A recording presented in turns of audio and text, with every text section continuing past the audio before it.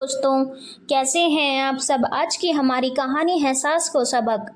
लता जी जिस तेजी से नित्या के हाथ से थाली छीनकर खाने की मेज पर पटकने वाली थी, उससे भी तेज गेट की आवाज आई भड़ाक। बैग उठाए लगभग चिल्लाते हुए नेहा अंदर घुसी। मम्मी, अब मैं नहीं रहने वाली उस घर में। अरे क्या हो गया मेरी बच्ची को। हड़बड़ाकर लता जी थाली एक ओर रख उधर लपकी। कुर्सी पर बैठते ही शिकायतों की झड़ी लग गई। क्या माँ, कैसी जगह ब्याह दी। सास ने जीना दुभर कर रखा है, कहती है मैं सेवा नहीं करती। सेवा?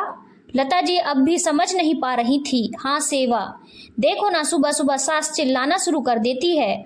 उठो, 8 बज चुके हैं, नहाओ धो पूजा करो। ना भी करो तो कम से कम नाश्ता बनाओ, टिफिन पैक करो पापा जी और पति परमेश्वर के लिए। वो खुद नहीं बना पा सकती, पति और बेटा तो उन्हीं का है।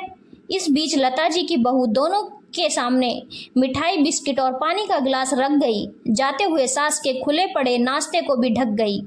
ये क्या बोल रही है नेहा, इतना काम तो हर घर में होता है। कहाँ होता है मम्मी, मैंने यहाँ किया था ये सब। इतनी टोका टाकी, जी करता है किसी दिन गला ही दबा दूं बुढ़िया का।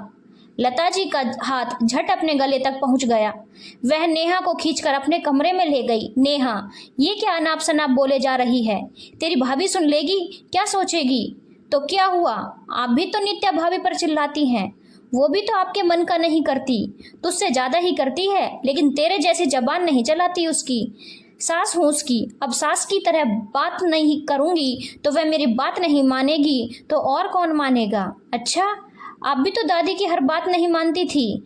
निरुत्तर हो गई लता जी, थोड़ा अटक कर इतना ही बोल पाई। जरूरी नहीं हर बार सास ही सही हो। तेरी दादी जानबूझकर तंग करती थी, बहुत दुख होता था, लेकिन मैं झगड़ती नहीं थी कभी। मम्मी, आप भी नित्या भाभी को तंग करती हैं और मुझे मेरी सास। मैं तेरी भाभी को कुछ भी बोले जा रही है। वैसे तेरे मामले में पूरी गलती तेरी सास की नहीं। नित्या को देख, तेरी ही उम्र की है, तेरी तरह 8-9 बजे तक नहीं पड़ी रहती, सुबह 6 बजे से उठकर संभाल लेती है सब जिम्मेदारी। फिर क्यों बात बात पर चिल्लाती रहती हो उन पर। जब आप बहू थी तब आपको अपनी सास बुरी लगती थी, लेकिन खुद सास बनते ही दादी जैसा बर्ताव करने लगी और अब मेरी सास का पक्ष ले रही हो। छोड़ो माँ, आपको तो अपनी बेटी ही गलत लग रही है तो ठीक है, नहीं रहना यहाँ, मेरा ससुराल ही भला।